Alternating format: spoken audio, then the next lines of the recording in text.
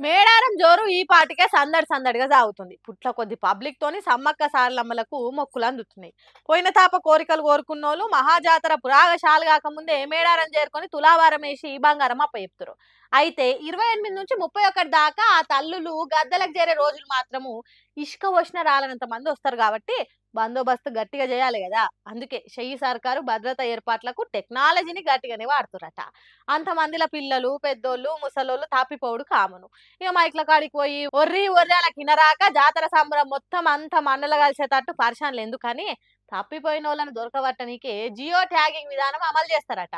అంటే పస్రా తాడ్వాయి తోవల కౌంటర్ల కాడ ముసలోళ్ళు పిల్లల వివరాలు తీసుకొని వాళ్ళ చేతులకు క్యూఆర్ కోడ్ ఉండే జియో ట్యాగ్ ను వాడతారు. ఒకవేళ వాళ్ళు తప్పిపోతే దాన్ని స్కాన్ చేస్తే అయిపోయా మొత్తం డీటెయిల్స్ వచ్చేస్తాయి. ఎంబటే ఇంటోళ్ళకి అప్పచెప్పొచ్చు. అంతేకాదు డ్రోన్లు సీసీ కెమెరాలు హీలియం బెలూన్లు 13,000 మంది పోలీసులు అబ్బో అంత భారీగా ప్లాన్ చేస్తుంది సర్కారు. కాబట్టి ఈ తాప జాతరకు ఏ రంది లేకుండా పైలంగ పోయినర్రి.